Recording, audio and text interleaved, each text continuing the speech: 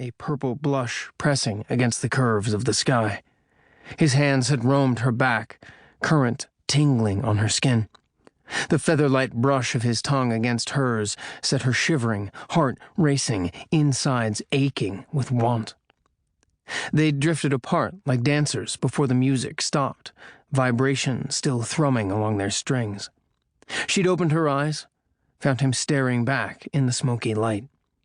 A canal murmured beneath them, its sluggish flow bleeding out into the ocean.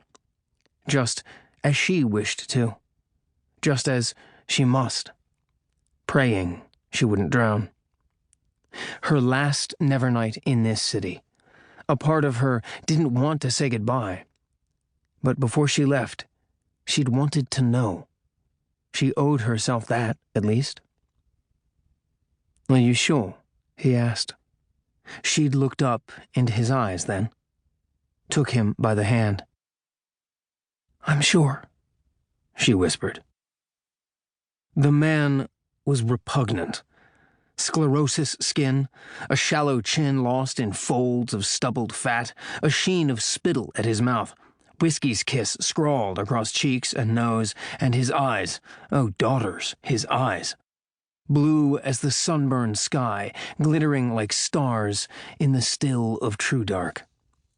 His lips were on the tankard, draining the dregs as the music and laughter swelled about him. He swayed in the tavern's heart a moment longer, then tossed a coin on the ironwood bar and stumbled into the sun's light.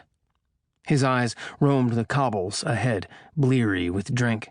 The streets were growing crowded, and he forced his way through the crush, intent only on home and a dreamless sleep. He didn't look up, didn't spy the figure crouched atop a stone gargoyle on a roof opposite, clothed in plaster white and mortar gray. The girl watched him limp away across the Bridge of Brothers, lifting her harlequin's mask to drag on her cigarillo, clove-scented smoke trailing through the air.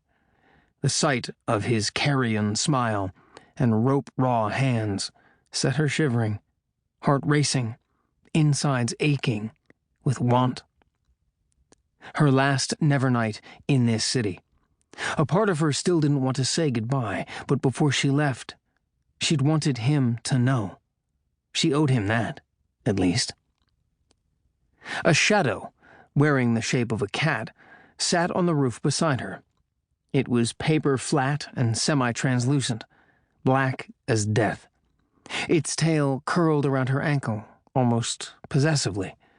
Cool waters seeped out through the city's veins and into the ocean, just as she wished to, just as she must. Still praying she wouldn't drown. "Are you sure?" the cat, who was shadows, asked. The girl watched her mark slink toward his bed, nodded, slow. "I'm sure," she whispered. The room had been small, sparse, all she could afford, but she'd set out rose-joy candles and a bouquet of water lilies on clean white sheets, corners turned down as if to invite him in, and the boy had smiled at the sugar-floss sweetness of it all. Walking to the window, she'd stared at the grand old city of Godsgrave, at white marble and ochre brick and graceful spires kissing the sunburned sky. To the north, the ribs rose hundreds of feet into the ruddy heavens, tiny windows staring out from apartments carved within the ancient bone. Canals ran out from the hollow spine, their patterns crisscrossing the city's skin like the webs of mad spiders. Long shadows draped the crowded pavements as the light of the second sun dimmed, the first sun long since vanished, leaving their third, sullen red sibling to stand watch through the perils of Nevernight. Oh, if only it had been true dark. If it were, he wouldn't see her. She wasn't sure she wanted him to see her through this. The boy padded up behind her, wreathed in fresh sweat and tobacco, slipping his hands about her waist, fingers running like ice and flame along the divots at her hips. She breathed heavier, tingling somewhere deep.